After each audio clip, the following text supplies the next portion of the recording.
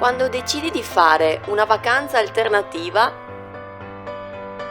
quando decidi di abbandonare la tua zona di comfort,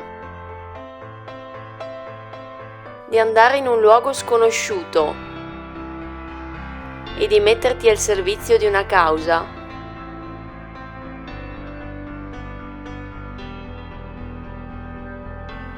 devi essere pronto a tutto e senza lamentarti, visto che l'hai deciso tu.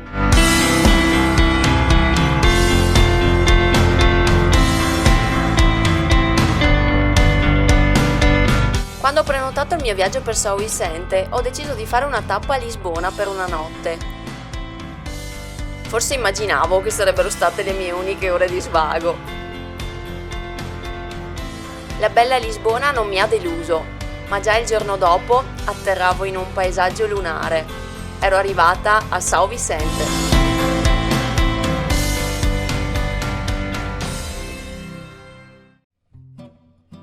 São Vicente è una delle isole dell'arcipelago di Capo Verde, che è formato da 10 isole di origine vulcanica situate nell'Oceano Atlantico, a circa 500 km al largo delle coste del Senegal. São Vicente non è l'isola più turistica dell'arcipelago, ma se amate scoprire la vera vita nei luoghi dove andate, è il posto adatto.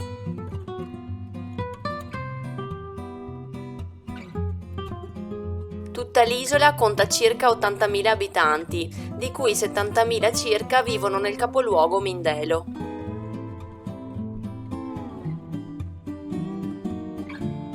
È un'isola che si può girare interamente in auto in una giornata, fatta di natura selvaggia, paesaggi brulli e rocciosi e vento costante.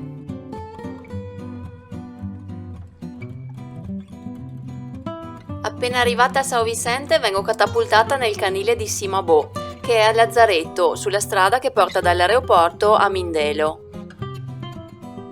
Il canile è veramente molto grande, collocato in una fabbrica abbandonata. Ospita circa un centinaio di cani, che altrimenti dovrebbero vivere da randagi in giro per l'isola. Sono tutti sterilizzati e controllati periodicamente dai veterinari di Cimabó, oltre che dai volontari. I cani alloggiano a gruppi nelle loro stanze, a seconda del rapporto che hanno tra di loro, e ogni giorno i volontari li portano a passeggio nei dintorni e li fanno giocare, oltre che a riempirli di coccole. Ovviamente c'è sempre bisogno di persone che portino a passeggio i cani, perché sono veramente tanti.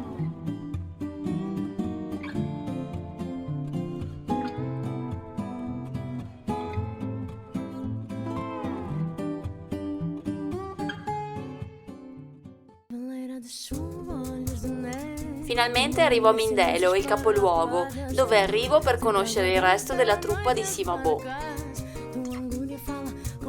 Sono qui da mezza giornata e ho già visto tantissime cose.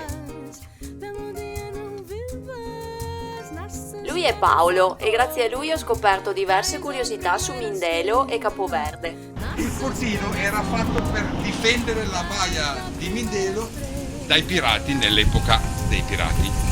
Paul Drake, l'olandese volante, ha tentato più volte di espugnare la città. Non ci è mai riuscito perché la posizione di questo fortino era veramente strategica. Questo fortino è stato costruito alla fine del 1600, quindi era destinato alla difesa della baia di Mindelo, che non è mai stata espugnata perché, essendo in una posizione più alta rispetto al mare, riuscivano, diciamo, a cannoneggiare molto più lontano che i cannoni stessi delle navi, e quindi non è mai stata espugnata. Poi successivamente, quando hanno preso, nell'epoca dell'indipendenza, quindi 1960 in avanti, ricordiamo che hanno preso l'indipendenza nel 1975, è stata trasformata in prigione politica, successivamente poi in prigione civile, che qui si chiama Cadeia, e poi successivamente abbandonato perché hanno fatto un'altra prigione nella zona di Ribeirinha, e adesso è in uno stato di abbandono totale. Il mare tranquillo, ecco, questo qua è l'unico posto a Mindelo in cui puoi fare il bagno senza nessunissimo problema. Perché ricordiamoci che in tutta Capoverde non c'è nessun tipo di protezione tipo barriera corallina, quindi il mare è oceano e picchia forte. Sempre il rispetto quando fai il bagno, sempre essere sicuri della spiaggia in cui sei, e se non sei sicuri sempre con i piedi per terra, che puoi contrastare le correnti che sono forti. Fai tutto il giro della costa, seguendo tutta la costa ti accorgi che arriva qui, c'è questa punta e poi c'è un altro semicerchio di lì dove c'è la spiaggia di Lagegna e va a finire con la punta là. Se crei una linea immaginaria da quella punta, passando dallo scoglio che si chiama, localmente lo chiamano Geu, ma sarebbe Ileo dos Passeros, dove c'è il faro, e continui con questa linea immaginaria fino a raggiungere quella punta là, vedi benissimo che è un cerchio. Questo non era niente altro che il cratere di un vulcano, ma non il classico la montagna con i crateri in cima. È praticamente un vulcano che è esploso su se stesso, quindi ha formato un buco per terra, un buco circondato da montagnette. Successivamente, quando è nata Santo Antao, perché geologicamente è più giovane Santo Antao che São Vicente, sono emersi dalle acque tramite terremoti e maremoti, eruzioni, 775 km quadrati di isola. Chiaramente il lato che guardava Santo Antao, per gioco di equilibrio, è sprofondato e quindi ha permesso all'acqua dell'oceano di entrare e formando questa baia, che dicono che è una delle 5 baie naturali più belle al mondo. Dove ci sono quelle barche lì, nell'ultima punta, lì ci sono 32 metri di acqua ed è il porto con le acque, il porto naturale con le acque più profonde di tutto l'Oceano Atlantico.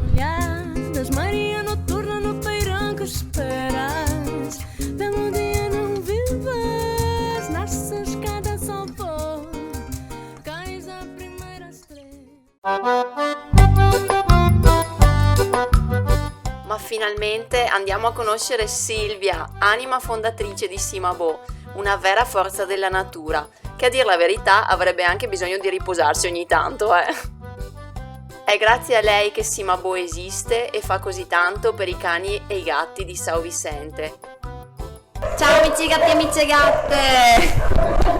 Siamo in diretta dall'ufficio di Cimabue, siamo qui nell'ufficio dell'associazione e ci è appena arrivata una bellissima mail di una persona, Paola, che vuole adottare un gatto a distanza, quindi io e Silvia siamo felicissime. Siamo veramente felicissime. Io sono contenta perché è arrivato da Micio Gatto questo contatto, quindi vuol dire che i miei video servono e vi fanno conoscere i gatti e vi viene voglia di adottarli e di fare qualcosa anche voi per aiutarli. Quindi adesso stiamo rispondendo a Paola con le varie opzioni per poterci aiutare, per adottare i nostri mici, per scegliere il micio da adottare, e invito anche voi a farlo, a darci una mano. Ciao Catti, ciao, sono qui con Silvia, lei è la fondatrice. Io sono la fondatrice di Cimabue, sì, grandissima la donna. gattà di Capoverde. Grandissima, che si dà un sacco da fare. Quindi cari amici gatti, scrivete a info@cimabue.org per aiutare i mici e per aiutare anche i cani qui a Capoverde, São Vicente, e tramite l'associazione Cimabue. Adesso finiamo la mail e vediamo un po' quale micio viene scelto per l'adozione. Vuoi dire qualcosa, Silvia?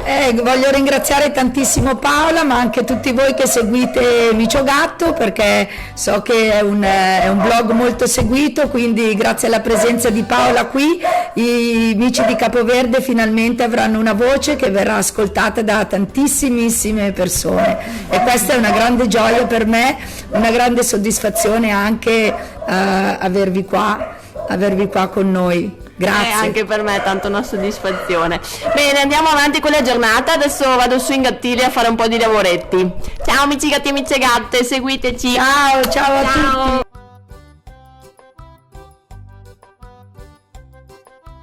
Ma a proposito di mici, non vi ho ancora presentato il mondo felino di Cimabue e lo farò nel prossimo video, oltre a farvi vedere altre bellezze dell'isola di São Vicente.